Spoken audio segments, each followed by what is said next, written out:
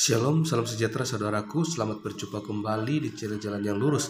Saya berharap dan selalu berdoa kita semua tetap dalam keadaan baik, dalam keadaan sehat, dan pastinya tetap di dalam perlindungan Tuhan. Sahabat yang terkasih, di kesempatan kali ini kembali kita akan bersama-sama akan melihat serta menyaksikan bagaimana perjalanan suatu diskusi atau debat antara para teman-teman apologet Kristen yang di dalamnya ada Bang Erben, ada juga Raja Debat yang akan berhadapan dengan seorang Ustadz Zuma.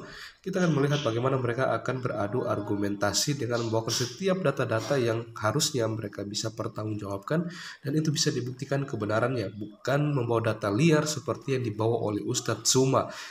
Maka dari itu, mari langsung kita simak videonya. Selamat menyaksikan. Tuhan Yesus memberkati. Ayat 15 ini toh. Celakalah kamu, hai ahli Taurat. Ya, Siapa kamu yang dimaksud di sini? lah, siapa yang kemudian menyeberangi lautan lantas membunuh Bentar. Kamu kalau ditanya, jawab pertanyaan. Dengar dulu. Siapa ahli Taurat? Oke, hai orang Lukas ahli Farisi. Taurat kan? Sebentar. Lukas ahli Taurat. Sebentar. Jangan di mute. Jadi gini, kalau dibuka aja Jangan semua. di-mute. Kalau Dibuka dibuka aja semua. Kalau kacau baru biarin aku dulu dekat sama dia. Saya ingin bedah ayat dulu. Saya uji sejauh mana kamu mampu memahami konteks. Jadi gini, kalau kamu kutanya, oke, kamu tahu nggak berapa tahun jarak antara Yesus dengan Paulus? Jaraknya apa? Mereka cuma selisih 2 tahun. Dan kamu harus tahu RBN. Dengarkan RBN, pasang kuping. Udah. Kamu sudah salah. Kamu sudah salah. Dipilih dari sejarah. Sebentar. Semua orang Yahudi dipilih sejak lahir. Ya. Jadi satu kesalahanmu, kau bilang jarak Yesus dengan Paulus hanya 2 tahun. Kenyataannya jaraknya itu kisaran 7 sampai 10 tahun. Berarti pada saat Yesus ngomong celakalah kamu hai ahli Taurat dan orang-orang Farisi. Pada saat ini Paulus belum tergolong ahli Taurat dan orang Farisi. Kenapa? Karena seorang ahli Taurat itu disebut usia harus di atas 30. Sedangkan Paulus waktu itu belum ada usia 30. Ah, itu satu kesalahanmu di sini. Sudah? Ah, itu jadi kalau kamu belajar sejarah, belajar yang baik. Jangan saya di mute. Gak ada yang kamu. Gak usah di mute, saya ngapain? Gak ada yang mute. Jangan fitnah. Nenek fitnah. RBN. Setiap saya ngomong pasti saya di mute. Ini saya live kan loh, dan kelihatan di layar saya di mute. Oke. Gak ada yang mute kamu mute sendiri. Aneh kamu. Sekarang Anda mengatakan bahwa Paulus itu nanti di usia 30 tahun dikatakan ahli Taurat. Ini. Saya dari sejak rahim ibunya loh. Dia ini dipilih ya. menjadi rasul oleh Yesus. Gimana sih? Sekarang kita jelaskan. Dibantah. Lihat. Makanya kalau kamu masih anak TK, kamu jangan diskusi dengan profesor. Kamu kalau anak TK cocok. Dengar Kalau ini. kamu tolak itu Paulus. Bentar. Siapa yang mendirikan Kristen? Dengarkan ya. Dengarkan, lihat. Yesus lahir di kisaran 46 sebelum Masehi. Paulus lahir di tahun 3 Masehi. Jaraknya berapa? Sekitar 7 tahun, ya. Pelayanan Yesus itu 26 sampai 30. Yesus mati bangkit naik ke surga tahun 30. Ini saya ajari kamu sejarah. Jadi gini, Rasul Paulus dipanggil Yesus menjadi rasul itu tahun 34. Oke, lihat ini ya. Matius 23, ajaran Yesus pada tahun 26 sampai 30. Pertanyaannya, apakah Paulus sudah menjadi rasul apa ahli Taurat di situ? Apakah Paulus sudah dapat disebut sebagai seorang Farisi ahli Taurat pada masa ini? Perhatikan, seorang disebut ahli Taurat menurut Billy yang Yahudi yang sering kali kalian cium-ciuman, itu 40 tahun loh seorang ahli Farisi disebut itu. Tapi waktu itu saya bilang sama dia, saya turunkan 30 tahun. Oke? Jadi pada tahun 26 sampai 30 Paulus masih berusia 23 atau 26 tahun. Jadi tidak dapat diartikan sebagai ahli Taurat dan orang Farisi. Jadi sama saya itu Jul, kalau belajar itu akademis, bukan polemikus. Ini lihat, perhatikan di sini ya. Jadi ini Yesus mati, Yesus lahir, Paulus bertobat di sini. Kisah 9. Paulus meninggal di sini. Ya, jika jarak antara kematian Yesus dengan pertobatan Paulus kira-kira 3 tahun, berarti pada saat mati sungguhnya Paulus masih sebagai seorang Farisi. Paulus belum sebagai seorang Farisi di sini belum. Jika ini tarik kepada Paulus, justru itu menegaskan bahwa Paulus penegak agama secara radikal yang kemudian Percuma Paulus yang ngaku dia jadi rasul dari sejarah ibunya. Percuma kau jualan obat RBN. Di mana ayatnya? Ayatnya di mana? Coba tunjukkan ayat. Kalau Paulus ngaku dipilih dari sejarah rahim. Semua lihat. Oke, kita lihat nanti ya. Kamu jangan gitu. Kalau diskusi cerdas. Apa? Kamu bantah itu kalau Paulus ngaku dari sejarah rahim. Oke. Ini datanya saya sejak rahim. Tapi perlu proses untuk menjadi seorang Farisi. Ini Paulus dipilih menjadi rasul sebelum lahir. Ini kan pernyataanmu, tetapi waktu Ia yang telah memilih aku sejak kandungan ibuku dan memanggil aku oleh kasih karunia-Nya, berkenan menyatakan anaknya di dalam aku, supaya aku memberitakan dia di antara bangsa-bangsa, bukan Yahudi. Maka sesaat pun aku tidak meminta pertimbangan kepada manusia. Di sini kalau kamu membaca dengan jeli, di sini ada namanya lihat memilih. Oke. Bentar dulu, dengar dulu. Oke, sekarang Ini agama apa memanggil. yang dibentuk oleh orang Yahudi pada isi itu selain Kristen? Bentar, Ada nggak? dengar dulu. Kamu kok lompat-lompat, lihat ini ya. Jadi semua orang Yahudi itu dipilih, umat pilihan kan. Tetapi dia dipanggil, ini dia. Makanya antara memilih dengan memanggil, kamu harus tahu. Cuma kalau kamu nggak ngerti, ini lihat perjalanan karir Paulus. Oke? Saya selalu pakai data. Lihat, dipanggil itu Galatia 1 ayat 15. Paulus dipilih Tuhan di sini ya. Dipilih Tuhan sejak dari kandungan ibu di sini. Baru dipanggil, ini Paulus dipanggil saat perjalanan menjalankan ajaran imannya yang radikal ke Antioquia, Kisah Rasul 9. Kemudian Paulus ditetapkan di sini. Ada datanya semua, bro. Paulus resmi ditetapkan sebagai bagian rasul untuk tugas beritakan Injil kepada non-Yahudi di sini dia, Galatia 2:9. Jadi kalau kamu tidak bisa bedakan dipilih dengan dipanggil dengan ditetapkan, ya saya katakan kamu masih tetap TK. Bisa kau pahami nggak ini, Jul? Ini. Kabur Bisa dia. nggak? Bisa nggak kau pahami ini, Jul? Kabur. Kabur dia. Iya, tapi Ya, yang Tuhan. satunya, Zoom satunya ada dia, admin Zoom ada dia masuk. Jadi ini, si Juna ini maksud aku belajar itu untuk cerdas, bukan kebalikannya. Ini aja Alwan nih. Oke? Tuh Alwan. Jadi dia wajah Paulus atau karir Paulus sebagai seorang tokoh agama. Dia wajah saya katakan. Pada masa Yahudi, perhatikan ya, pada masa Yahudi, penegak hukum agama secara radikal seperti teroris. Tetapi masa jadi Rasul Kristus, penegak ajaran kasih secara radikal. Bedanya di sini hukum agama Yahudi. Kalau di sini penegak kasih. Maka Paulus setelah dia bertobat, nggak pernah berperang, nggak pernah membunuh orang, nggak pernah perilaku yang amoral. Setelah dia bertemu dengan kasih Kristus. Tapi waktu dia sebagai seorang Yahudi, dia radikal. Sampai dia membunuh orang atas nama Allahnya, sembahannya. Kenapa? Atas nama hukumnya. Kayak teroris dia di sini. Ini dua wajah Paulus yang tidak dipahami si Juma. Tapi ya Juma ini, aku udah lama kuajari, tapi nggak cerdas. Jadi, di sini ya, jadi antara dipilih, ini ya. Teman-teman Kristen mengerti nggak yang aku maksud ini apa? Halo? Paham ya? Jadi dipilih dengan dipanggil, itu saja tidak bisa bedakan. Paulus dipilih, memang semua orang Yahudi itu umat pilihan kok. Tetapi apakah semua mereka dipanggil menjadi pelayan? Enggak. Ditetapkan kapan di sini? Ini kesepakatan bersama ini dengan para rasul yang lain. Kristen itu dibentuk Paulus. Dari arti Kristen aja udah salah. Kristen itu kan pengikut Kristus, bukan pengikut Paulus. Kalau Kristen bentukan Paulus, harusnya itu bukan Kristus, tapi apa? Paulus namanya. Paulus. Benar. Nah ini Alwan, Pak Erben, ada Alwan nih mau berguru sama Pak Erben. Bro Erben, sedikit dulu saya tambahkan. Jadi tadi itu si Suma itu mati-matian ingin menanyai agama apa. Sebenarnya dalam pandangan itu, pemahaman itu bukan ditulis dalam agama seperti Islam, Kristen atau Yahudi atau apa, enggak.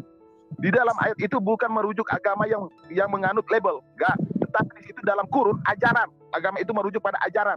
Tetapi di otaknya Suma waktu dia bertanya tadi itu merujuk kepada label-label.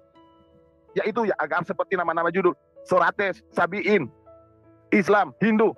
Itu merujuk ke situ itu dalam pola pikirnya. Tetapi ayat itu di situ mengandung bukan label agama, tetapi dalam kurung itu ajaran. Jadi nggak ada agama dulu yang dikenal, nggak ada label. Tapi di situ adalah ajaran. Itu yang harus semua juga harus tahu. Ini karena Bro Billy udah ngomong itu. Jadi gini, kalau agama Kristen itu secara resmi menjadi agama negara, setahu saya dalam sejarah tahun 301 Masehi itu tepatnya di Armenia. Itu ortodoks. Secara resmi menjadi agama negara pertama kali di situ. Kemudian mengikuti dengan di wilayah-wilayah lain. Jadi gini ya, ini dua wajah Paulus ini harus diketahui oleh semua orang ini. Ya, wajahnya ini pada masa Yahudi dan pada masa jadi Rasul Yesus. Ini wajah yang berbeda loh. Penegak hukum agama secara radikal. Makanya dia di sini membunuh atas dasar hukum agamanya. Iya kan, menganiaya atas dasar hukum agama ini. Tapi di sini dia tetap dia menjadi penegak. Tapi yang ditegakkan Paulus apa? Bukan hukum agama, tapi ajaran kasih. Kasih itu apa? Kasih seperti kasih Yesus. Makanya setelah Paulus menjadi rasul, radikal dia bukan untuk menganiaya, tapi radikal dia adalah teraniaya demi Injil. Makanya Paulus mengatakan, celakalah aku jika aku tidak memberitakan Injil. Makanya Paulus membaktikan seluruh hidupnya sampai mati, teraniaya, tersiksa berulang-ulang demi menyatakan ajaran kasih. Makanya Paulus setelah bertobat, ajaran etika Paulus sama dengan apa yang diajarkan Yesus. Hukum-hukum yang diajarkan Paulus, hukum-hukum sama diajarkan Yesus. Di sini dia. Jadi wajah Paulus ada dua. Sekarang kalau kita mau kaitkan dengan baginda, ya kita kaitkan dengan Paulus. Setahu saya baginda itu sebelum jadi rasul orangnya baik. Setelah jadi rasul, ya kalian sudah tahu lah bagaimana dia dalam hal pernikahannya, bagaimana dia dalam hal itu peperangan dan lain sebagainya. Berapa banyak dia mendapatkan ayat-ayat yang berkaitan dengan pedang dan lain sebagainya. Paulus enggak, justru meninggalkan semua ajaran-ajaran yang membolehkan menganiaya orang atas nama agama. Ditinggalkan dia. Bahkan Paulus katakan itu dianggap sampah. Apa gimana ayatnya katakan? Apa yang dahulu merupakan kebanggaan bagiku, sekarang kuanggap sampah karena Kristus, katanya. Kenapa? Karena hukum agama di sini tidak membawa Paulus semakin hidup dalam kebenaran, tapi membuat Paulus hidup dalam kebingasan. Masa dia menganiaya orang? Tapi ketika di sini Paulus lemah lembut. Sama seperti Yesus dia. Ketika dicaci dia memberkati, ketika dikutuk dia memberkati, ketika diusir semua dia. Ada itu ayat-ayatnya semua itu. Jadi ini si Jul ini belajar yang baik untuk jadi pinter. Jangan Jul belajar untuk jadi polemikus. Jangan kau mempertontonkan ketidaktahuan terus. Udah dikasih tahu tapi tidak pernah mau tahu. Kan itu namanya aneh. Ini dia catatannya ini. Ini Paulus berbeda. Ya. Oke itu aja. Silakan lanjut kawan-kawan. Pak Erben, itu ada tanggapan dari Islam? Oke, sedikit aja. Pak Erben. Ya bro. Sebenarnya saya ini ya tidak membentengi diri untuk mempelajari Islam. Saya ini mempelajari Islamologi dengan sepenuh-penuhnya sesuai dengan pendapat, bahkan pendapat mereka saya telah bulat-bulat.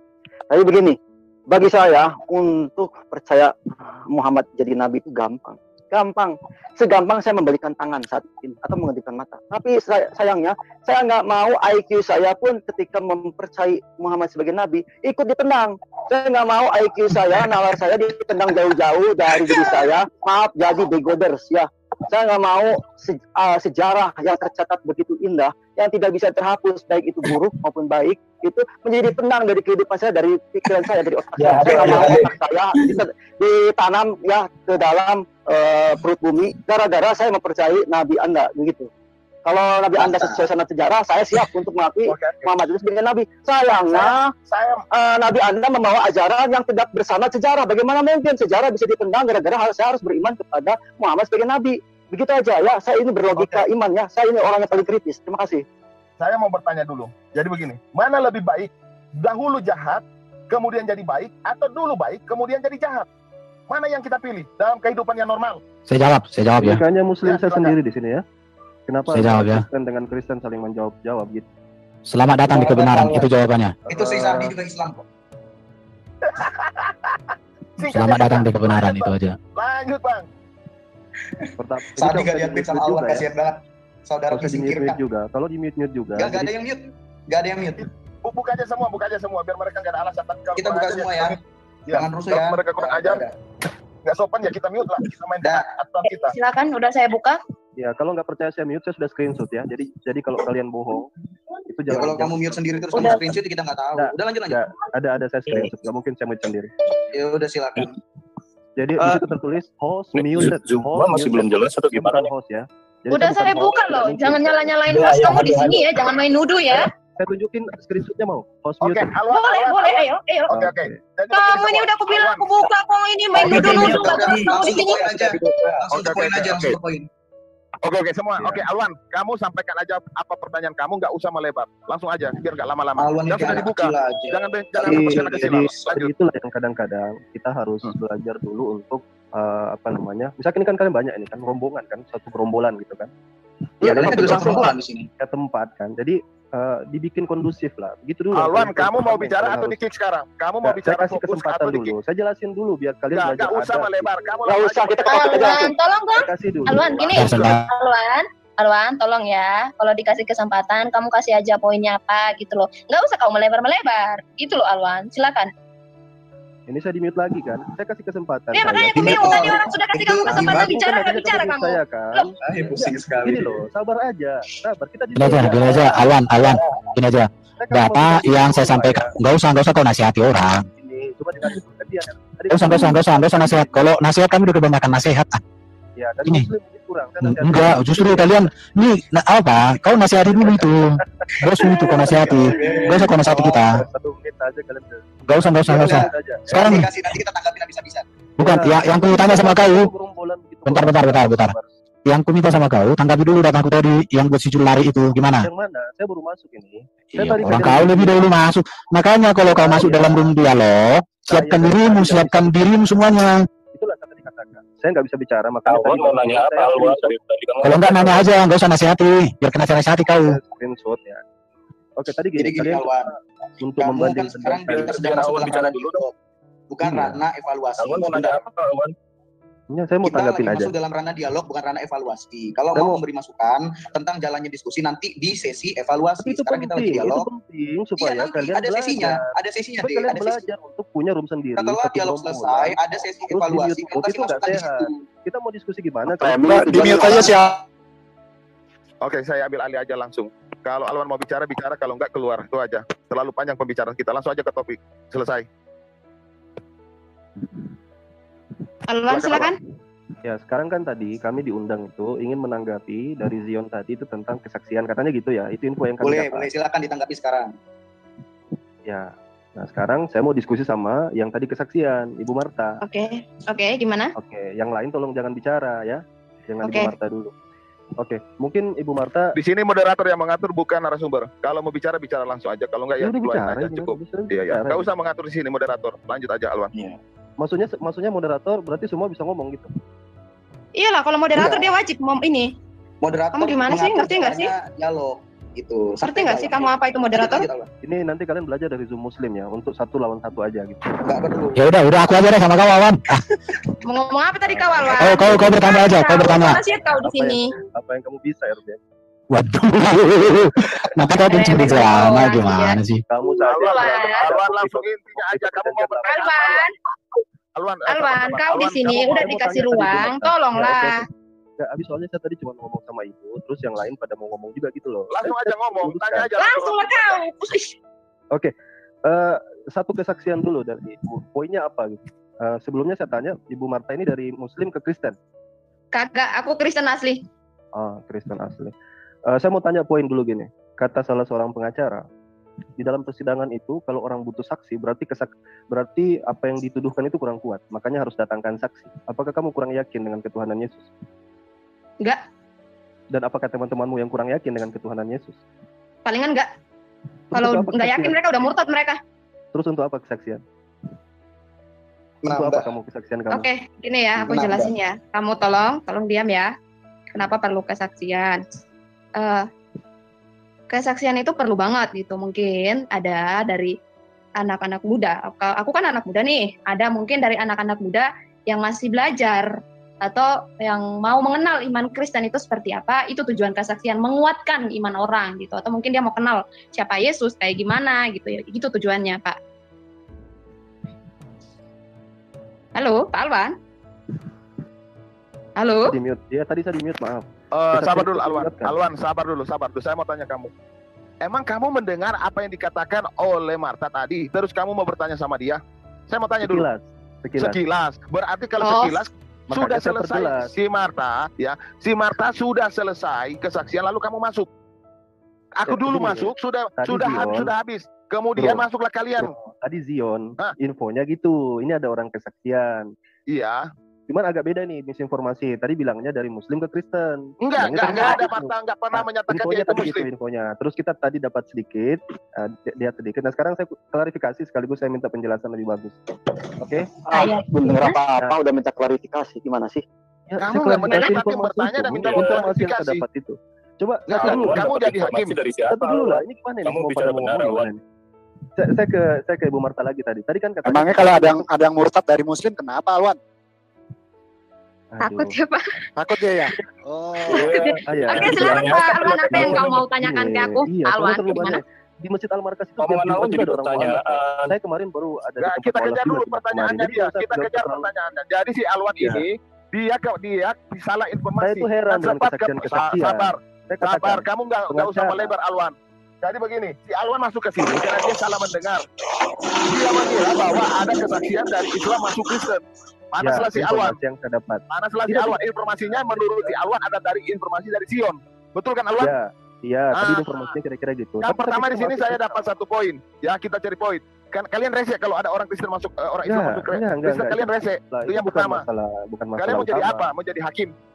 Bukan, gini. Terus Kesaksian itu kedatangan kamu ternyata kesaksian itu menjadi ciri khas daripada kedatangan Kristen kalian zaman now itu ya. Saya ingin apa?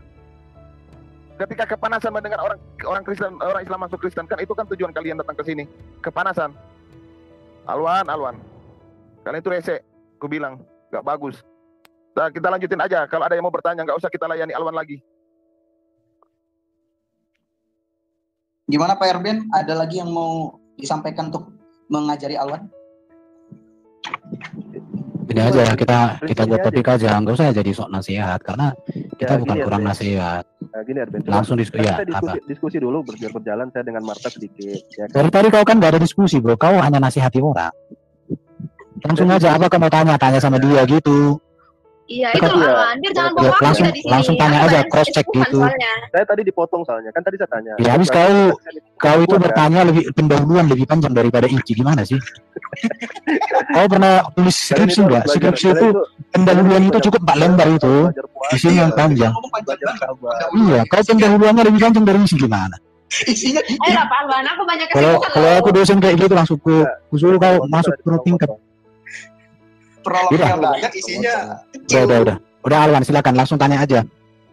Oke, Bu Marta jangan dipotong ya, Pak. Bu Marta tadi katanya kan kesaksian itu untuk memperkuat, betul nggak? Ya.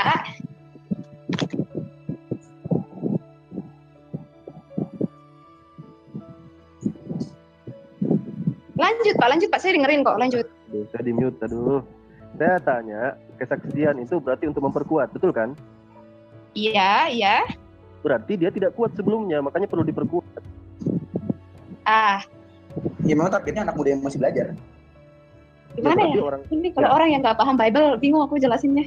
Bisa, ini Kak Erben bisa tolong jelasin nggak maksud aku kesaksiannya itu gimana? Bingung aku ngomong sama orang yang nggak ngerti Bible. Ya namanya kan kalau orang baru itu kan ya perlu dikuatkan lah supaya semakin teguh itu artinya. Cuma Bro Alwan ini kan nggak ngerti dia. Ya, jadi kesaksian tadi udah disampaikan sama Sis Marta bahwa kesaksiannya diperuntukkan untuk para pemuda-pemudi ataupun mereka yang tidak mengenal Kristus ataupun mereka yang sedang lemah imannya untuk dikuatkan. Bukan untuk mereka yang sudah kuat. Berarti lagi tidak kuat kan? Untuk mereka yang tidak kuat, bukan yang sebelumnya kuat. Tidak kuat. Kesaksian Ibu Marta itu untuk orang seperti kamu itu loh, yang melanggar kebenaran. Kesaksian kita itu, kesaksian Kristen itu berdasarkan pada pergerakan Roh Kudus, kerjanya Roh Kudus. Sedangkan bagaimana kami bisa jelaskan, kalian aja nggak paham Roh Kudus. Ya betul. Paham kamu Alwan? Ya, Roh Kudus yang bagaimana? Makanya ada kesaksian Sis Marta untuk didengar oleh orang ingkar seperti Alwan. Yang si laba-laba bara-bara itu, bahasa roh kayak gitu, maksudnya pemberkuat kayak gitu. Itu yang mempengaruhi gitu. Kamu udah melenceng loh. Enggak, saya tadi ada yang bawa bahasa roh soalnya, bahasa lidah, bahasa roh gitu. Gimana maksudnya? Enggak ada tadi dengar, enggak ada tadi yang bahas bahasa lidah di sini. Tadi dibilang Roh Kudus. Ngerti enggak kau? Pengaruh Roh Kudus kan? Orang berbahasa roh karena Roh Kudus kan? Atau Loh, kenapa kau bahas bahasa roh di sini? Tadi enggak ada dibahas bahasa roh. Gimana sih kau bicaranya melenceng kiri melenceng kanan? Malas aku ladenin kau. Ada enggak yang lain yang bisa ini? Malas aku ladenin kau. Aku udah bilang aku banyak kesibukan. Jelas kau ngomong. Udah kita tanya aja dia. Mau nggak kau ditanya bro? Wah, open. Oke. Dari dulu kan kita sering dialog dan sering diskusi. Ya, mana pernah kau berani dialog sama kita? Sama siapa? Sama kita nggak berani kau. Sama siapa Erben? Iya sama aku nggak berani kau. Sama siapa Erben? Atau mungkin perlu kita jadwalkan Pak Erben Hatuha sama Alwan, gimana? Iya, bagus. Apa itu? Oh iya, kita jadwalkan ya. Bagus. Tanya dulu Bro Erben, apa nggak merasa membawa waktu itu ngobrol sama Alwan? Iya, ngobrol. Ada nih loh yang resen. Alwan ini ngomong melebar. Oke, silakan yang resen Pak Jason, ada yang mau disampaikan? Pak Jason. Halo? Pak Hari itu ada Pak Hari. Pak Jason, silakan. Oke, saya ingin memastikan ya. Sebenarnya Alwan ini jangan disuka di mute. Oke, silakan. Parah ini. Pak Hari dulu, silakan. Iya, Alwan dari tadi tidak pernah ngomong diskusi atau tukar ilmu, ini cuma rese-resean aja. Untuk apa sih Alwan? Alwan sudah pergi sih Alwan. Sudah pergi. Oh.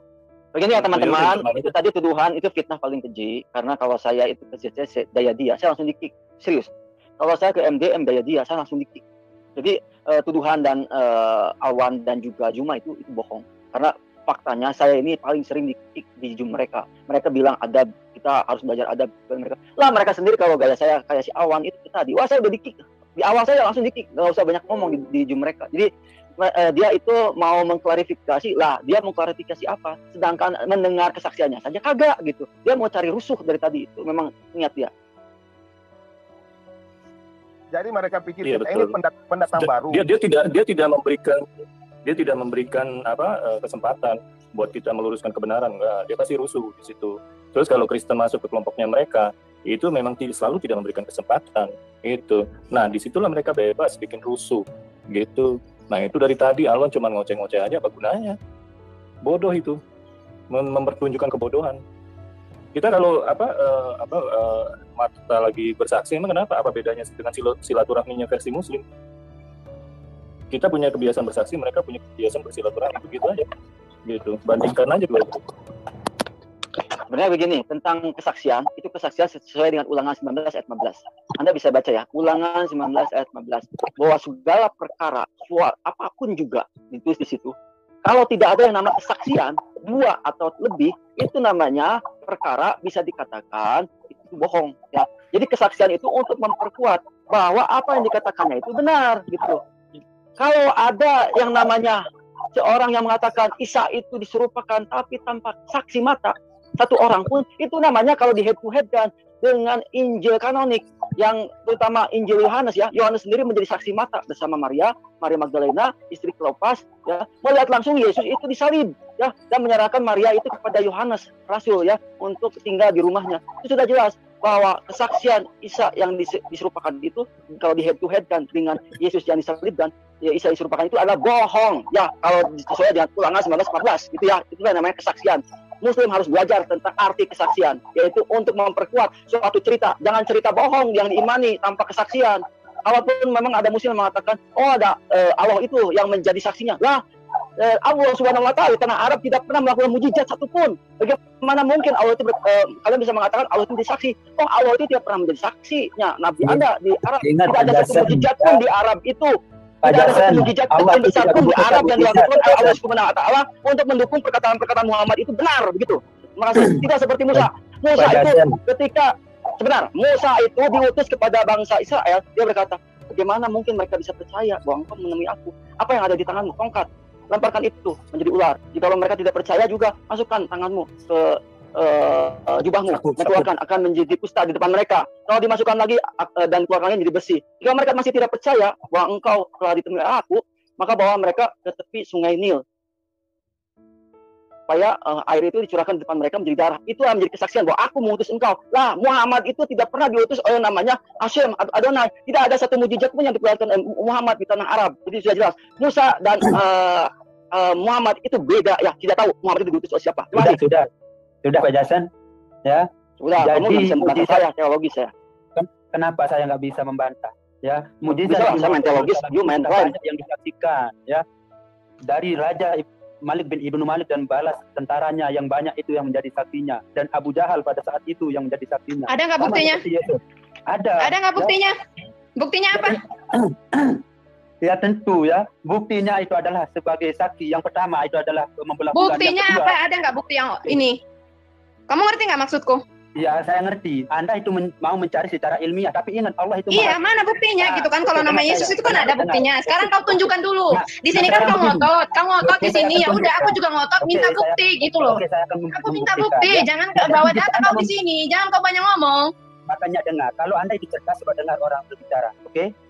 Ya udah, dari tadi kan aku minta bukti, enggak kau kasih gimana sih? Saya akan membuktikan. Jadi ya, jika Anda meminta ada dalilnya mana datanya sini bagi aku share screen ayo. Ya makanya sekarang cari kisah daripada ya Nabi Muhammad. Loh, kok apa yang cari? Kau yang ngomong, kau suruh aku cari. Itu raja orang kafir. Pada saat itu dia langsung masuk Islam. Saksinya adalah bala tentaranya dan Abu Jahal paman daripada Nabi Muhammad SAW itu sendiri. Itu adalah saksinya. Biarkan. Ya, kita bahas tentang bulan terbaik. Ayo. Menentukan hanya satu kali. Ya, pada saat orang bahas tentang bulan terbaik orang. Tapi Allah Subhanahu wa Ta'ala itu bisa menghidupkan banyak orang.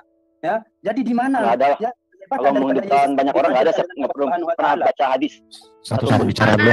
Sebentar. Kau harus bawa data di sini. Jangan kau ngomong-ngomong aja Pak Sadi Muhammad. Tolong. Ya, tapi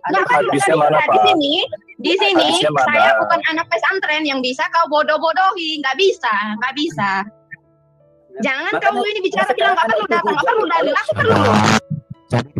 Jadi gini ya bro, supaya sebenarnya supaya diskusi kita jalan, Sadi itu kalau bicara itu bro kasih datanya supaya kita enak mendengar ya, supaya bisa kita nilai, kita uji gitu. Kalau hanya ngomong nanti ya kita adu suara aja di sini, nggak ada gunanya. Iya, Mana bro? makanya, Sebentar. Cari di Google. Kalau tidak Gimana aku mencari kau yang ngomong, enak kali lah kau. Gimana makanya, dialog? kalau begitu izinkan saya display. Saya akan mencarikan. Bagi link aja kau. Kira aja, kasih link aja. Bagi link aja kau. Bagi link aja kau. Silakan. Kasih linknya biar kita share. Bagi link kau. Iya. Ayo Pak Sadi, kalau ngomong ada buktinya ya. Iya. Ayo mana? Lagi nyari dia. Hadisnya ada nggak? Tafsirnya Recording ada nggak? stopped. Kita bahas tentang bulan terbelah yuk. Ini asik nih. Saya udah siap nih.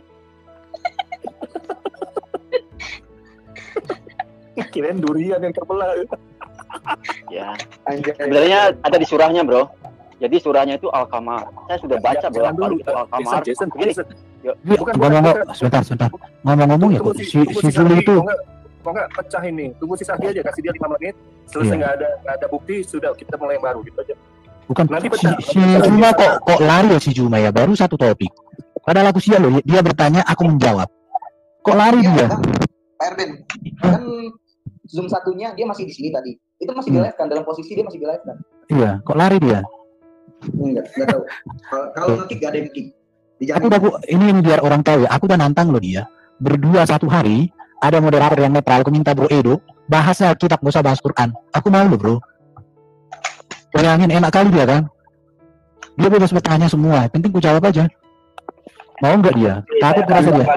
Tapi kenapa kolom chatnya nggak dibuka? Oh oke, bentar ya aku buka ya. Linknya buka. Udah silakan kau cek cicut. Sudah. Oke, jadi tadi nanti kalau kau masuk ke Zoom-nya si Juma, bilang sama dia, Gurunda, itu Bang Erban nantangi kau lo berdua kalian untuk dialog. Iya. Itu penting. Oh, dari republika.co.id. Aku share ya. Kita lihat. Asik nih bahasan tentang bulan terbelah. Saya udah bolak-balik Al-Qamar. Tadi bentar ya. Pak Sadi ngomongnya Allah membangkitkan orang. Saya minta mana? Nggak ada itu hadisnya nggak ada. Ya. Betul, pasti nggak ada. Tapi Ya. dia ngotot. Jadi saya terheran ini dia ngerti agamanya sendiri nggak gitu loh. Gak apa-apa Pak, aku kejar dia. Pasti aku kejar dia antar. Itu cuma menghidupkan satu orang. Itu yang Anda bangga-banggakan. Ya. Siapa bilang hidupin satu orang? Ya sekarang mana buktinya? Sekarang kalau Anda mengatakan bahwa Yesus itu diam dulu kau. Apa ini yang mau kau sampaikan di sini? Ya, makanya baca ya. Bahwa itu adalah bukti dan itu banyak saksinya, ya. Siapa aja saksinya? Terus gini, pertanyaan aku nih Pak Sadi nih. Abdul Malik. Pertanyaan aku nih Pak Sadi nih. Beserta ya pamannya Abu Jahal pada saat itu. Pertanyaan aku nih Pak Sadi nih. Kalau memang mau bicara belah bulan, Pak Sadi. Pak Jason udah siap itu. Ayo kita sekarang bahas. Ya. Makanya aku mau bertanya nih Pak Sadi. Pertanyaan aku adalah kalau nabimu dia membelah bulan, terus ini ada nggak dicatat dalam hadis dia itu menyatukan kembali bulannya gitu loh? Ada nggak di hadismu pas dia belah gitu kan? Itu besok nih, di hari ini dia belah, besok ada hadisnya turun terus ini Muhammad menyatukan kembali bulan. Kok bulan sekarang satu gitu kan? Nggak ada dua. Dia kan dibelah, berarti sudah setengah-setengah dong. Iya, makanya sekarang begini. Ya jika kita akan bertanya. Ayo udah kasih hadisnya biar aku baca gitu loh. Nah, dulu makanya ya. Jika kita akan berpikir seperti itu, ya ingat Allah Subhanahu wa taala itu Maha Kuasa, bisa membalikkan sesuatu tanpa ada bekas, ya. Lain dengan kita manusia. Kita manusia akan membalikkan sesuatu tentu akan meninggalkan bekas. Tapi Allah Subhanahu wa taala itu akan membalikan sesuatu itu seperti sedia kala pun bisa. Manusia pun bisa akan membalikan lagi seperti sedia kala. Tadi kau bilang Muhammad yang membelah bulan. Terus sekarang aku minta hadisnya di mana itu Muhammad menyatukan kembali bulannya. Kan dia yang belah, berarti dia yang ini nyatukan kembali. Gimana sih? Iya, makanya itu apa? Ngerti saya, makanya baca daripada kisah-kisah para rasul yang tadi. Saya bilang kau hadisnya di sini di mana Muhammad menyatukan kembali bulannya gitu. Jangan kau bertakia di sini. Itu sudah lengkap. Itu sudah lengkap. Gimana sih nih orang? Pak Jasan, ya udah silakan aja lah. Malas aku sama orang ini. Pak Jasan, silakan. Pertanyaanmu sampai Pak Sadi meninggal nanti tua, sampai anak cucunya menggantikan dia, tidak akan ada itu hadis tentang bulan disatukan lagi. Jadi sampai lebaran kuda lagi nggak akan ada itu. Udah clear ya, nggak akan bisa dia jawab siapapun juga. Jadi begini, saya sudah meneliti tentang klaim bulan terbelah. Saya baca itu di surah Al-Qamar. Bolak-balik, saya tidak pernah menemukan nama Muhammad ya di Al-Qamar. Serius, saya baca yang ada itu ada di dalam kurung. Ya, di dalam kurung Muhammad gitu. Kalau nama Muhammad di Al-Qamar ada, saya siap deh ya menghujat Yesus istilahnya, ataupun menjadi sama dengan Sahdi ini, IQ-nya saya tendang jauh-jauh ya dari diri saya ya. Nggak akan pernah ada kalian temukan di surah Al-Qamar nama Muhammad. Itu pertama. Yang kedua, di dalam hadis itu dikatakan bahwa ada beberapa hadis ya, referensi hadis. Yang satu hadis itu mengatakan hanya di Mekah, yang satu itu di kalau nggak salah di Mina. Jadi ada dua hadis yang mengatakan bulan terbelah itu 2 kali. Jadi ini sepertinya begini, ketika Anda itu mengaku-ngaku nabi ya, ini Anda ya, Muhammad, Anda mengaku-ngaku nabi di daerah Jogja. Lalu ketika Jogja itu, Gunung Merapi itu ini kan meletus, lalu Anda itu berkata kepada orang-orang Jogja, "Woi, saksikanlah, itulah mujizat daripada Tuhanku." Paham nggak maksud saya? Terus, wah saksikan, kami menyaksikan. Kemudian yang berikutnya terjadi lagi, itu yang namanya Gunung Merapi itu meletus. Lalu ngomong lagi Anda itu, saksikanlah. Anda paham maksud saya? Seperti begitu, hadis itu yang saya baca bolak-balik itu begitu. Ketika bulan itu terbelah, lalu maaf kata ya, Nabi Anda, baginda Anda mengatakan di depan orang, saksikanlah. Saya tidak pernah mendengar Nabi Anda Muhammad mengatakan Allah melakukan itu demi Nabi Muhammad. Kalau ada, saya siap untuk menjadi Muslim saat ini juga. Silakan, Pak Sadi dijawab.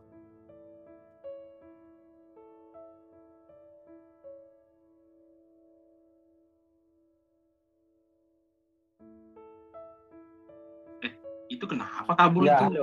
halo. Ya, makanya ya di dalam kisah yang tadi itu sudah lengkap. Di sana ada percakapan antara malaikat Jibril dengan Allah Subhanahu wa taala di sana. Sudah lengkap. Tapi Anda itu menyempitkan pikiran Anda supaya Anda itu tidak mau berpikir, tidak mau membuka pikiran Anda. Ya, di dalam kisah tadi itu sangat lengkap, di dalam Al-Barzanji diambil kisah itu ya. Di sana waktu itu juga, waktu yang bersamaan, sewaktu Raja Malik ibnu bin Malik ya meminta sesuatu kepada Nabi Muhammad SAW. Tapi apa? Sebelum Raja Malik ibnu Abi Malik ini mengatakan, ya, karena malaikat Jibril yang selalu mendampingi Nabi Muhammad SAW, jadi dia tahu apa yang dia mau walaupun dia belum mengatakan. Apa yang dia mau? Karena ada anaknya yang buta dan tidak mempunyai tangan, tidak mempunyai kaki, supaya mempunyai seperti manusia biasa. Akhirnya apa? Allah itu mengabulkan apa yang diminta ya oleh Nabi Muhammad SAW. Akhirnya si putri daripada Raja Malik ibnu Malik ini bersahadat pada saat itu. Nah itu ya, itu merupakan mukjizat Nabi Muhammad SAW yang diberikan oleh Allah Subhanahu Wa Taala. Jadi yang namanya bermukjizat itu bukan Tuhan, ya. Yang bermukjizat itu adalah para nabi dan rasul. Oke, kita terima aja ya saudara-saudara ya, Muhammad itu bermukjizat. Berani nggak setuju Pak Sadi Muhammad itu bermukjizat? Ya. Oke. Yesus pernah berkata, saudara-saudara sudah tahu kan, bahwa nubuatan Yesus berkata akan muncul nabi-nabi palsu. Sekiranya mungkin mereka akan melakukan mukjizat. Muhammad termasuk di dalamnya. Ya, sebenarnya kalau Anda mengkaji ayat Anda ini, itu sudah menempeleng Anda sebenarnya, ya. Tapi Anda itu tidak memahami. Silakan. Apa yang ditempeleng? Silakan jelaskan. Oke. Nah sekarang di dalam ayat itu ya, sewaktu Yesus mengatakan bahwa ya sewaktu saya akan pergi atau sewaktu nanti ada orang yang memanggil ya, yang memakai namaku untuk bermukjizat. Nama siapa? Yaitu nama Yesus. Sekarang siapa yang memakai nama Yesus bermukjizat? Yaitu orang Kristen. Oke. Coba pahami. Ini bagus ini. Ya. Saya ingin menjelaskan kepada Anda, Pak Sadi, bagaimana caranya orang Yahudi itu untuk dia itu menjadi murid Kristus, menjadi murid Yesus. Bagaimana tahapannya? Bisa enggak? Kita akan belajar ya. Kita Pak Sadi, kita belajar ya, bukan dialog. Ya. Pak Sadi, bagaimana tahapan orang Yahudi pada zaman Rasul Petrus untuk menjadi murid Yesus itu, tahapannya bagaimana? Bisa jelaskan nggak? Oh enggak, nanti saya jelaskan. Yang setahu saya sewaktu ya mungkin dibaptis ya, itu untuk menjadi murid atau menjadi pengikut Yesus ya, atau diurapi ya. Nah itu. Itu nggak seperti baptis itu betul. Lalu lanjut selanjutnya. Ya, kalau selanjutnya saya tidak tahu kalau masalah itu. Oke, tidak tahu. Saya akan jelaskan ya. Bagus itu. Pak Sadi sudah mulai mengenal tentang cara tahap orang Yahudi asli yang proses yang menyatukan diri bergabung menjadi murid Yesus. Pertama, yaitu baptis. Yang kedua, yaitu berkredo. Tahu credo? Credo itu sama dengan bersyahadat, sama dengan bersyema. Jadi pengakuan iman artinya. Jadi orang Yahudi asli ya yang mau bergabung bersama Petrus menjadi murid Yesus, dia harus bersyahadat. Syahadatnya tahu nggak Pak Sadi? Kayak saya nggak terlalu itu. Sema Israel. Bukan. Nah, ada lagi satu. Tahu nggak? Oke, coba. Kalau tidak, coba apa? Oke. Jadi mengakui Yesus itu Mesias. Nah, tahu Mesias? Tahu artinya Mesias? Oke, jadi Mesias itu ingat bukan Tuhan ya. Bukan. Mesias tahu nggak? Sama dengan apa Mesias itu? Ya, Mesias itu sama artinya dengan Kristus. Kristus sama dengan bahasa Arabnya apa? Ya, Al-Masih. Itu dia tahapannya. Pertama, orang Yahudi asli itu sebentar. Orang Yahudi kita kan dialog kan? Belajar, bukan dialog ya. Kita belajar. Ternyata orang Yahudi asli pada zaman Rasul Petrus itu harus mengakui Yesus itu adalah Al-Masih. Sekarang Pak Sadi, saya tanya, Pak Sadi sudah mengakui Yesus sebagai Al-Masih nggak? Iya, saya sudah mengakui dia adalah Al-Masih. Tapi siapa Pak bukan Sadi mengakui dia mengakui sebagai Al-Masih? Tuhan. Enggak. Iya. Pak Sadi mengakui Al-Masih itu dari siapa? Kok harus mengakui Isa itu Al-Masih? Isa alaihi salam. Dari siapa? Ya dari pengajaran siapa? Dari pengajaran Muhammad atau bukan? Ya itu dari pengajaran Allah Subhanahu wa taala, Tuhan semesta. Ya, Allah Subhanahu wa taala kepada Jibril lalu ke Muhammad kan, bahwa di dalam Al-Qur'an jelas Al-Masih Ibnu Maryam. Al-Masihnya disebutkan dahulu kan. Berarti sudah jelas kan bahwa Pak Sadi ya kalau secara teologis dan sejarah Pak Sadi dan Nabi Anda Muhammad dan juga Allah Subhanahu wa taala sudah masuk menjadi murid Yesus. Terima kasih. Nah, itulah kalau belajar. Oke, sekarang begini ya. Oke, tapi masalahnya ya Anda itu bahwa menganggap Mesias Kristus atau Al-Masih itu adalah Tuhan. Itu salah. Nah, itu pembahasan lain. Nanti Pak RW bisa jelaskan. Tapi yang pasti Pak Sadi dan Nabi Anda Muhammad juga Allah Subhanahu wa taala secara sejarah bahwa memang sejarah gereja awal mula-mula sudah 100% sudah menjadi pengikut Yesus karena sudah mengakui bersyahadat atau istilahnya sudah ada pengakuan iman bahwa Isa itu Al-Masih atau Mesias atau Kristus atau juga sama. Terima kasih Pak Sadi. Makanya Muhammad itu sebenarnya bagian dari Kristen tapi beda begitu. Apa yang lanjutkan? Disahadatkan oleh Yesus atau Isa alaihi salam sudah enggak? Halo? Iya. Silakan kalau ada yang mau nambahkan. Ya, saya mau tambahkan sedikit Pak Mas Adi ya. Selamat siang Pak. Iya, selamat. Iya. Tadi kalau tidak salah dengar saya Pak Mahadi, Pak Sahadi ya? Sahdi. Ya. Pak Hadi ya. Pak Hadi bilang Sahdi. Ya. Tadi Pak bilang ya ada nubuatan ada mujizat yang dilakukan oleh Nabi Bapak itu yaitu membelah bulan. Iya. Itu ya. Ya. Itu dicatat di mana Pak? Di Al-Quran atau di hadis Pak? Itu dicatat di dalam kisah Nabi Muhammad Shallallahu Alaihi Wasallam. Ya. Maksudnya pertanyaan saya jelas di hadis atau di Al-Quran? Itu bukan hadis ya? Ya. Ingat ya, bukan tidak hadis. Nah, ya? Hadis ada. Ingat ya di dalam apa? Di dalam semua mujizat apa yang dilakukan Nabi Muhammad Shallallahu Alaihi Wasallam itu diabadikan di dalam kisah-kisah. Ya, seperti kisah Al-Barzanji, kisah Nabawiyah. Sudah paham. Gini Pak. Kami mengakui Alkitab sebagai firman Tuhan. Pak Hadi juga mengakui Al-Quran sebagai firman Tuhan. Gitu ya Pak ya? Iya. Ya. Saat kita mengakui suatu kitab sebagai firman Tuhan, maka kita meyakini bahwa kitab itu mutlak benar. Halo Pak Adi? Ya, silakan Pak. Ya, dia lagi marahin anaknya. Masih. Ya, tidak apa-apa. Ya, tidak apa-apa. Nah, konsekuensi dari kita mengakui satu kitab firman Tuhan, artinya kitab di luar itu bukan firman Tuhan. Nah, jadi ketika kita mengakui satu kitab firman Tuhan, apalagi ini firman dari Allah yang benar, maka apa yang dikatakan kitab itu adalah mutlak benar. Sependapat atau tidak, Pak? Pak Adi? Halo? Pak Sahdi? Pak Sahdi? Coba lihat apakah dia disconnect. Sahdi, mana Sahdi? Tidak. Enggak. Mic-nya mati. Oh ya, tidak bisa ini. Jadi maksud saya begini, ya tidak apa-apa. Connect audio dia berarti. Kenapa ya connect audio? Iya. Masuk gitu. Sampai dia buka lagi ya. Iya. Connect audionya. Keluar dia. Memang keluar ya. Iya. Sebenarnya itu dilematis ya, antara dia itu mengakui Muhammad itu bermujizat dan Muhammad itu tidak bermujizat, ada pro kontra ya, saudara-saudara. Jadi di dalam tubuh Islam sendiri banyak pro kontra. Ada yang mengatakan bahwa hadis-hadis tentang mujizat itu doib, ada yang mengakui bahwa hadis itu walaupun referensinya ya tidak jelas, tapi diakui Muhammad itu bermujizat. Nah, yang jadi persoalan ketika Muhammad itu dikatakan bermujizat walaupun tidak tertulis dalam Al-Quran, itu akan kena kepada nubuatan Yesus bahwa akan muncul nabi-nabi palsu ya, sekiranya mungkin mereka akan melakukan mujizat demi untuk menyesatkan. Nah, karena ada kelompok yang mengatakan bahwa yang bermujizat itu bukan Muhammad tapi Paulus, maka larinya ke Paulus. Tapi masalahnya kalau seperti Pak Sadi ini mengakui Muhammad itu bermujizat, maka Paulus dan Muhammad itu menjadi kena. Logikanya begitu kan? Jadi perkataan teman-temannya itu Paulus bermujizat, Muhammad bermujizat, kena juga dua-duanya begitu kalau kita mau jujur-jujuran begitu. Kita sebagai orang Kristen tidak memuja Paulus. Seandainya tidak ada Paulus pun, Petrus pun sudah menobatkan Cornelius dari bangsa asing kan, Cornelius itu. Bahkan Cornelius itu sebelum dibaptis dan disunat, dia sudah dipenuhi Roh Kudus ketika Petrus itu berkhotbah. Jadi sudah jelas ya, selain perintah untuk bangsa asing itu hanya kepada Paulus, tapi kepada rasul-rasul lain juga. Tunggulah di sini ya, sebelum kalian menjadi saksi di Yerusalem, Samaria sampai ke ujung bumi. Jadi perintahnya itu bukan hanya ke Paulus, tapi juga kepada 120 murid-murid yang lain ya, yang di atas loteng itu. Kemudian menjadi ribuan ketika pada hari Pentakosta.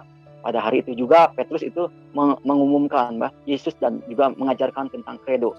Tentang kredo yaitu bagaimana cara orang Yahudi asli itu untuk menerima atau bergabung menjadi murid, yaitu bersema atau berkredo Yesus itu adalah Al-Masih atau Al-Masih. Halo? Benar begitu? Ya. Iya sih, bagus sih Jason. Bisa saya bicara bentar? Jadi gini teman-teman Kristen, kuasa mujizat itu melalui nama Yesus itu eksklusif. Asli sangat eksklusif. Di luar itu kamu harus mempertanyakan apakah ini mujizat dalam tanda kutip. Jika dia tidak menggunakan nama Yesus, itu kita boleh anggap sebagai sihir. Kenapa eksklusif kepada nama Yesus? Karena ini adalah alur kuasa Allah gitu loh. Dan itu setiap orang kalau disebut Rasulullah, Nabiullah gitu, kalau dan nyangkut-nyangkut nama dia dengan nama Allah itu wajib menunjukkan bahwa Allahnya dalam tanda kutip itu menunjukkan eksistensi dia dengan kuasa. Memang benar apa kata Jason sih, memang di akhir zaman nanti akan ada banyak pertunjukan seperti itu dalam tanda kutip ya gitu. Tapi kitab Wahyu itu ngasih tahu itu nanti bentuknya sihir. Dan itu bertujuan untuk menyesatkan banyak kaum Kristen. Oleh karena itu, kalau teman-teman banyak pengetahuan gini, mending bagi ke sesama orang Kristen gitu loh, bahwa kuasa dalam nama Yesus itu eksklusif hanya untuk orang percaya. Ya. Tadi ada yang menyala. Halo. Iya, makanya saya mau bicara lagi. Halo. Silakan. Oh ya, silakan. Tony. Mungkin karena Pak Sahdi belum muncul, saya ingin kembali ke diskusi tadi Pak Erben dengan Pak Zuma itu. Saat Pak Zuma angkat Matius tentang kecaman Yesus terhadap ahli-ahli Taurat. Nah, tadi dia berpandangan bahwa kata-kata Yesus itu sebagai suatu nubuatan. Nah, mungkin teman-teman bisa menjelaskan apakah kalimat Yesus itu masuk kategori nubuatan atau apa? Apa itu nubuatan? Nah, bukan itu. Kalau yang tadi disinggung Zuma dengan Pak Erben, Zuma itu salah kaprahnya satu, bahwa Kristen itu berbeda dengan Yudaisme. Orang Yahudi yang ditulis di situ memang orang Yahudi penganutnya Yudaisme gitu loh. Kita Kristen tuh berbeda dengan Yudaisme, dan memang para rasul di konsili pertama di Yerusalem diketuai oleh Yakobus, saudaranya Tuhan Yesus, itu memberikan dua keputusan. Satu keputusan, jika Anda Yahudi lalu Anda Kristen, silakan disunat. Tapi jika Anda bukan Yahudi, Anda sama sekali tidak punya kewajiban untuk mengikuti adat istiadat Yahudi. Teruskan dengan kebiasaan Anda gitu.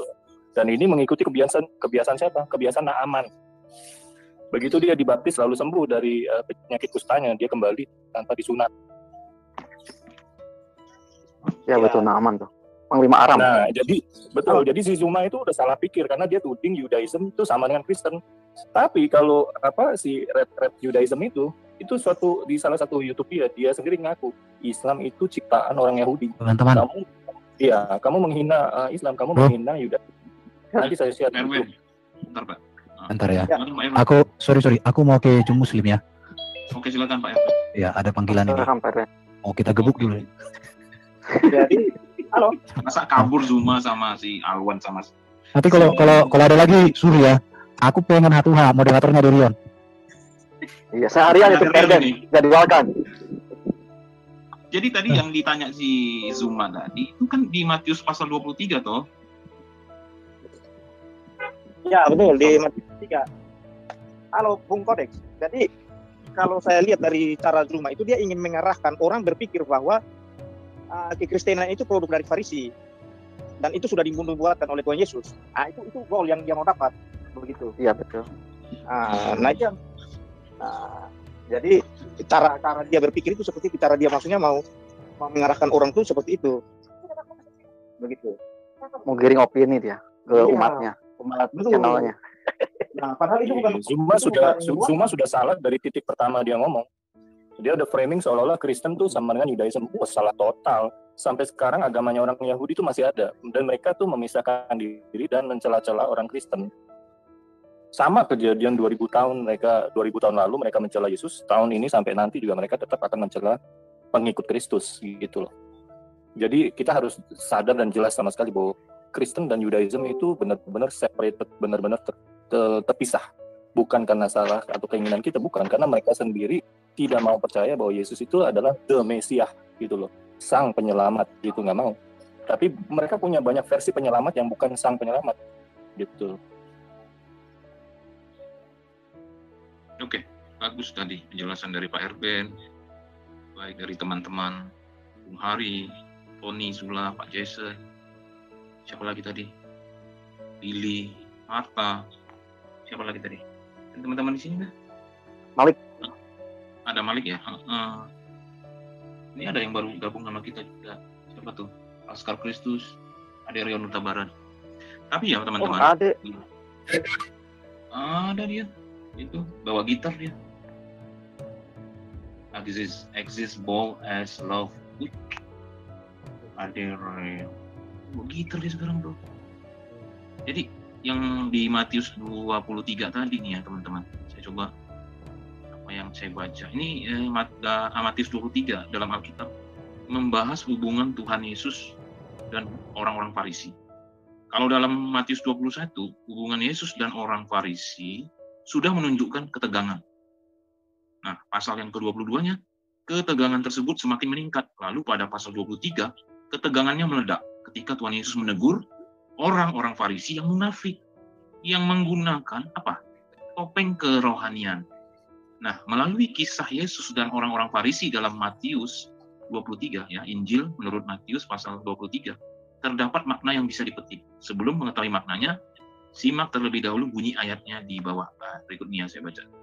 Bunyi dari Injil menurut Matius pasal 23 dalam Alkitab.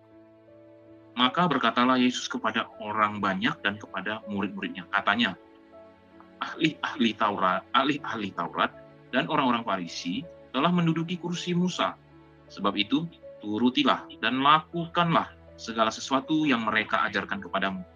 Tetapi, ada tetapi, janganlah kamu turuti perbuatan-perbuatan mereka, karena mereka mengajarkannya tetapi tidak melakukannya. Mereka mengikat beban-beban berat, lalu meletakkannya di atas bahu orang, tetapi mereka sendiri tidak mau menyentuhnya. Semua pekerjaan yang mereka lakukan hanya dimaksud supaya dilihat orang. Mereka memakai tali sembayang yang lebar dan jubah yang panjang. Mereka suka duduk di tempat terhormat dalam perjamuan dan di tempat terdepan di rumah ibadat.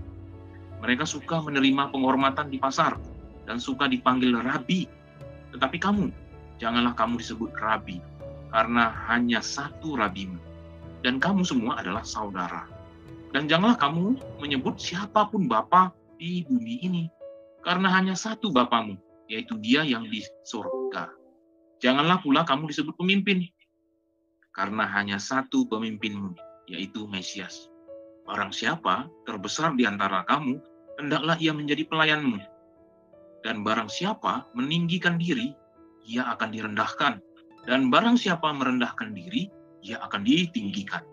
celakalah kamu, hai ahli-ahli Taurat dan orang-orang Farisi, hai kamu orang-orang munafik, karena kamu menutup pintu-pintu kerajaan sorga di depan orang, sebab kamu sendiri tidak masuk, dan kamu merintangi mereka yang berusaha untuk masuk. Jadi maknanya apa nih Bapak Ibu Saudara yang kasih Tuhan? Makna Injil menurut Matius pasal 23 yang kita baca dari Alkitab ini loh. Matius pasal 23 bukan nubuatan. dalam gimana Pak? Itu sebenarnya bukan nubuatan seperti yang dituduhkan Zuma. Itu pengajaran. Ya mungkin saya ini sampaikan ini, kalau Pak Jason tanggapin nanti ketemu deh itu maksudnya. Kita ngikutin firman Tuhan Pak Jason, bukan ngikutin perkataan orang lain. Ya. Makna Matius 23 dalam Alkitab yang kita baca tadi menceritakan orang-orang Farisi yang hidup dengan topeng kerohanian. Ya, betul itu tepat. Nah, orang-orang Farisi itu menunjukkan bahwa mereka adalah pengajar firman Tuhan yang luar biasa. Mereka sering membeberkan kesalahan orang lain dan menunjukkan kesenioran mereka dalam pengetahuan firman Tuhan. Tuhan Yesus mengetahui isi hati mereka dengan jelas. Ia tahu bahwa apa yang dikatakan oleh orang Farisi bertentangan dengan hati mereka. Orang-orang Farisi hanya menuntut orang lain untuk melakukan berbagai hal, namun mereka sendiri tidak bisa melakukannya. Meskipun melakukan kesalahan, orang-orang Farisi enggan menerima teguran atau kritik. Sebab mereka merasa sudah mengetahui segala hal mengenai firman Tuhan. Nah, Tuhan Yesus akhirnya mengecam orang-orang Farisi karena kemunafikan mereka. Yesus juga menegaskan di sini bahwa orang yang meninggikan diri akan direndahkan, sedangkan yang merendahkan diri akan ditinggikan. Nah, jelas nih teman-teman, Bapak Ibu Saudari, umat Kristiani, umat Kristen, pengikut Kristus Yesus melalui kisah ini yang tercatat di pasal 21 sampai 23, kita diingatkan untuk tetap rendah hati karena Yesus memang terkesan bagi semua umat, ya termasuk umat yang mengikuti dia, mau merendahkan hatinya. Apabila melakukan kesalahannya, umat Kristen, pengikut Kristus Yesus harus meminta maaf kalau melakukan kesalahan dan bertobat dong. Teguran yang diberikan juga harus diterima dan dijadikan pembelajaran-pelajaran. Nah, itu dia maknanya. Silakan teman-teman mau menanggapi apa yang Kodek sampaikan tadi. Jadi kalau Bang Zuma ya masih menonton ya, ataupun teman-temannya menonton, pernyataan Bang Zuma tentang itu nubuatan itu sudah salah. Jadi Pak Kodek sudah jawab bahwa itu sedang mengajar. Yesus sedang mengajar, bukan sedang bernubuat.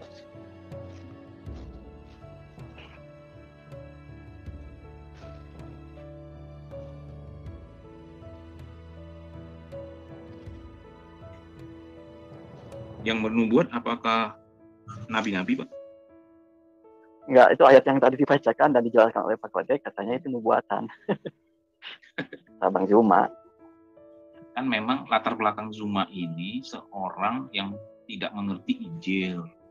Khususnya dia tidak mengerti itu Injil menurut Matius pasal 21 sampai 22 sampai 23 juga dia nggak ngerti. Kecuali diajarin nih, misalnya tadi diajar oleh Pak Erben. Apakah dia mengerti setelah diajarin berkali-kali? Nah, itu juga dipertanyakan. Udah diajarin berkali-kali, nggak ngerti juga tuh itu orangnya udah kelasnya nggak tahu lagi itu apa tuh. Oh, kelas begoder ya? Ya. Kelas begoder. Silakan Pak Jason, apa maksudnya? Kelas begoder. Begoders. Kalau kata Rudi Yohanes. Kalau saya ya seperti misalnya menjadi muslim seperti seandainya menjadi muslim seperti Bang Zuma, wah saya malu dong jadi kayak punya kepandaian seperti Zuma. Waduh, saya malu. Saya udah tahu segala hal, harus menurunkan IQ saya, menurunkan nalar saya ke tingkat yang paling rendah ya di dalam kehidupan saya. Bayangkan saya sudah tahu penjelasan Pak Erben, saya sudah paham. Lalu tiba-tiba ketika saya itu menjadi sama seperti Zuma, saya harus capek-capek membantah pernyataan yang memang secara teologis betul ya, secara sejarah betul apa yang dikatakan oleh Pak Erben. Saya malu, mau dikemanakan muka saya. Makanya bagi saya gampang ya untuk mengakui Muhammad sebagai Nabi, gampang. Segampang saya mengedipkan mata. Andai Muhammad itu membawa sanad sejarah, membawa teologi Judaism dan Kristen, ini yang dibawa juga teologi Nasrani. Nasrani kan bagian kecil dari Kristianosan. kekristianosannya secara sejarah itu disebut Katolik. Jadi Katolik itu bukan satu nama denom ya. Katolik itu adalah nama ya, sebutan untuk kekristenan yang seluruhnya disebut Katolik sebenarnya. Tapi Katolik tetap memakai nama itu sebagai kebanggaan dirinya bagi mereka. Tapi pada abad-abad yang awal, Katolik itu bukan nama satu denom, tapi penyebutan kepada orang-orang Kristen yang yang menyatu, yang menyeluruh begitu. Betul. Jadi Nasrani ini salah satu bagian dari kekristianosan yang atau Katolik sebenarnya. Jadi salah satu sempalan, kan kita tahu ya tentang teroris, ada sempalan ini, sempalan itu. Ibarat kata kayak itulah bagian-bagian kecil dari dari sebuah kue yang gede ya, sekte begitu. Nasrani itu sekte. Masa kita dibilang dari Katolik sampai Protestan disebut sekte Nasrani, itu sangat memalukan secara teologis. Makanya saya sangat sulit untuk menerima Muhammad sebagai nabi kalau saya harus menendang IQ saya dan yang sudah tahu tentang sejarah gereja. Saya harus menendang ilmu sejarah gereja saya jauh-jauh dari kehidupan saya dan menjadi begoders seperti Zuma. Saya lanjut Zuma. Iya, Zuma juga salah kalau dia sebut itu nubuatan. Itu bukan nubuatan, itu kutukan langsung keluar dari mulut Yesus. Asli itu kutukan, karena Tuhan bilang celakalah kamu, karena kamu berbuat ini, gitu loh. Itu bukan nubuatan, gitu loh. Itu benar-benar Tuhan marah dan udah ngutukin lah perbuatannya kok begitu, gitu loh.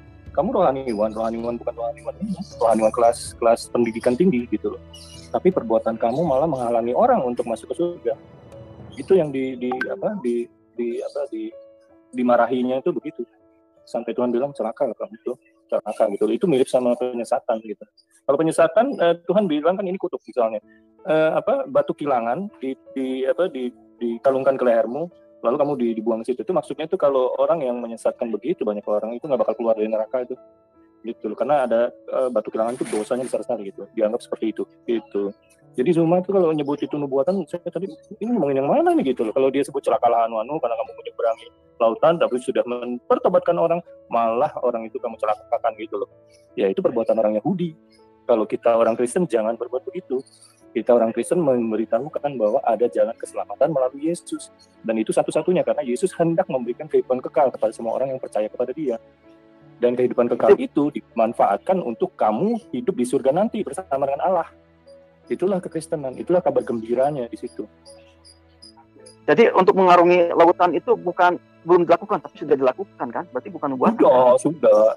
Kalau dia ngomong sudah ingat si ini nggak, si Yunus yang ditelan ikan. Itu kan mengarungi lautan. Sebenarnya dia disuruhkan Ninive itu kan Iran ya, kan apa Iran? Jadi itu disuruhkan Ninive dia kabur. Terus sebenarnya jadi yang harus dipikirin nih, zamannya Yunus, Ninive itu orang kafir. Tuhan marah mau dihancurin. Nah, terus Yunus dikirim gitu loh. Dikirim ke sana, kamu beritakan gitu. Aku nanti akan datang lalu aku akan hancurkan itu kota, itu Ninive gitu loh. Nah, dia kabur nggak mau gitu loh. Si Yunus yang dihukum pertama-tama gitu. Lalu begitu dia juga si Yunus juga kurang ajar sebenarnya, Yahudi kurang ajar, tapi nabi karena disuruh Tuhan. Nah, Yunus bilang, kamu bertobat atau ditutup tenggang-tenggang gitu loh. Nah, semuanya dengar gitu takut. Gitu loh, dari raja sampai hewan juga disuruh puasa. Nah, sesudah itu Tuhan mengurungkan niatnya untuk menghukum. Gitu loh. Tetapi abis itu si Yunus malah mukanya muram. Kok nggak jadi? Nih, bangsa bertobat jadi kok nggak jadi diamuk sama Tuhan gitu loh. Akhirnya Tuhan kasih tahu, meskipun dia ini bangsa kafir gitu ya, tapi yang membuat mereka besar bukan kamu, aku. Gitu loh. Jadi itu kita wisdom di moral of the story-nya sebenarnya rada dalam gitu loh di cerita perjanjian lama itu, bukan sekedar Yunusnya yang jadi sorotan gitu. Bukan tentang matahari yang tenggelam di lumpur hitam ya, negeri yang mataharinya tenggelam di lumpur hitam ya, bukan ya? itu enggak, karena gini, kalau kayak si model si Zuma, model yang sekarang ini yang dimainin jadi politik itu buat saya pribadi ya itu 100% jiplak apa yang diperbuat orang Yahudi. 100% jiplak apa yang diperbuat orang Yahudi 2000 tahun lalu gitu loh. Jadi itu mereka memanfaatkan apa, mereka menyangkal. Pertama kali penyangkalan itu kan kedengaran kedengaran. Penyangkalan itu pertama kali kan yang majelis ulama Yahudi itu yang dia bayar para prajurit pergi ke sono bilang Yesus itu untuk berbohong ya. Betul. Yesus dicuri. Betul. Itu titik pertama perlawanan terhadap Allah yang benar-benar frontal Yahudi sendiri. gitu loh. Nah itu dari situ kita melihat penyebarannya kemana-mana di dalam besar itu bisa makan, tidak mati dan lain sebagainya. Ya itu ekspresinya dari situ. Jadi saya mau jelaskan dulu ini masalah yang terpenting itu di mana orang-orang Kristen itu mereka nggak paham apa itu Nasrani. Banyak kalau saya tanya kepada orang Kristen mereka bimbang. Artinya mereka nggak tahu tentang Nasrani ini kalau bidah. Nasrani itu nggak benar. Makanya kita harus buat session tentang itu. Ada ambil waktu untuk penjelasan ke YouTube itu tentang Nasrani itu. Harus perlu dikaji itu dalam. Karena masih banyak yang percaya bahwa mereka orang-orang Kristen ini adalah bagian daripada Nasrani. Padahal kan Nasrani ini kan adalah bidah. Dan saya rasa tuduhan kepada kita orang Kristen tentang Nasrani ini sangat kejam dan keji. Masa kita bidah, disebut bidah? Loh yang bidah ke siapa? Yang ngomong bidah kamu kok, kamu yang nuduh kita yang bidah Nasrani? Enggak lah. Ini kita harus juga ini harus didalami. Bill, jikalau dirimu didakwa suatu pelanggaran hukum, tapi namamu Bililin 6, bukan 7, itu gugur demi hukum nggak? Oh, gugur demi hukum. Nama saya Bililin 7, kok diganti Bililin 6, bukan saya. Oke, saudaraku yang diberkati dan dikasihi oleh Tuhan kita Yesus Kristus, kita bersama-sama telah melihat serta menyaksikan bagaimana keberlangsungan suatu diskusi atau debat yang sangat menarik dan juga sangat seru untuk kita simak, yang dimana lagi-lagi Ustadz Suma ini kepanasan dibuat Bang Erben sama Raja Debat. Karena apa? Karena setiap data dan argumentasi yang dibawakan oleh Ustadz Suma semuanya itu bisa dibantah dan dipatahkan oleh teman-teman para apologet Kristen. Dan sebaliknya, setiap data dan juga argumentasi yang dibawakan oleh teman-teman apologet Kristen itu tidak bisa dibantah dan dipatahkan kebenarannya oleh seorang Ustadz Suma. Karena memang setiap data yang mereka bawakan semua itu pasti berbeda cara mereka mentafsirkan dan cara mereka memahami dan mengerti tentang iman Kristen itu sendiri.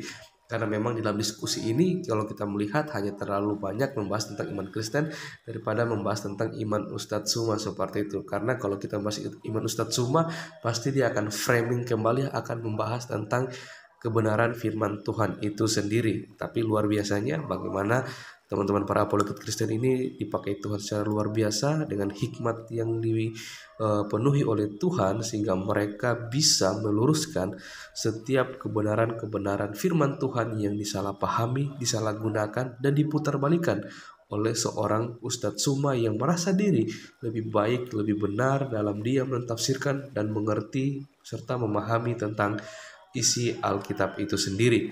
Dan pastinya akan ada yang kepanasan, sama seperti Ustadz Suma.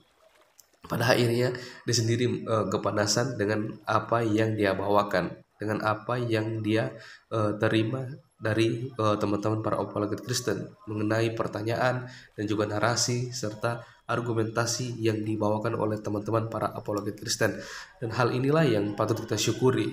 Dengan adanya media sosial seperti ini, pelayanan kita juga boleh berjalan secara efektif, dimana kalau kita melihat begitu banyak orang di luar sana yang pastinya di luar kekristenan, mereka kerap kali selalu saja membahas tentang iman Kristen, apalagi para mualaf ya seperti Ustadz Kainama, Yonatan Nandar dan Uni Rifa, para polemikus ini, terus siapa lagi, Kodonditan dan juga Ustadz Suma itu sendiri ya. Mereka ini kalau kita melihat di dalam setiap channel-channel mereka pasti selalu saja membahas tentang kekristenan. Jarang sekali mereka membahas tentang iman mereka atau ajaran mereka. Entah apa yang terjadi dan apa yang salah terhadap iman Kristen sehingga mereka kerap kali membahas tentang isi Alkitab, tentang kekristenan. Apalagi kalau saya melihat di channelnya Kodonditan ya. Ketika dia melayani seseorang, dia pasti akan bukan memperkenalkan tentang imannya yang baru atau ajaran yang baru, malah dia selalu membahas tentang iman yang lama, tentang kekristenan kepada orang lain seperti itu. Ini kan lucu sebenarnya ya, sangat-sangat lucu. Kenapa ketika ada orang datang kepada dia dan mau berkonsultasi tentang agama dan ajaran, bukannya dia membahas tentang ajaran atau iman yang baru, malah dia membahas tentang kekristenan itu sendiri, membahas tentang isi Alkitab yang dia comot-comot dan kemudian dia tafsirkan secara liar dan dia terangkan kepada orang yang sedang dia layani atau datang kepada dia seperti itu. Begitu juga Uni Rifa, Yonatan Nandar dan juga Ustadz Kainama bersama dengan Ustadz Suma. mereka hanya terlalu banyak membahas tentang kekristenan seperti itu, tentang membahas tentang isi Alkitab. Ya, kita hanya bisa berdoa ya saudaraku, kita berdoa supaya firman itu yang mereka putar balikan, yang mereka baca dan salah pahami, kiranya firman itu yang berkuasa atas kehidupan mereka, bahkan mengubah kehidupan mereka, supaya mereka juga boleh melihat bagaimana keselamatan yang disediakan oleh Allah melalui Yesus Kristus. Karena kita sebagai orang percaya, kita juga harus bisa mengasihi sama kita manusia sebagaimana kita mengasihi Tuhan kita, yaitu Yesus Kristus yang adalah juru selamat. Baik saudaraku, mungkin sekian video dari saya di hari ini. Sampai berjumpa di video-video saya yang selanjutnya. Dan kita juga terus berdoa untuk teman-teman para apologet Kristen, supaya mereka juga terus dipakai Tuhan untuk menjadi pemberita Injil, pewarta kebenaran, supaya banyak orang di luar sana yang boleh dimenangkan untuk kemuliaan nama Tuhan. Terima kasih, selamat berjumpa kembali di channel Jalan yang Lurus. Tuhan Yesus memberkati.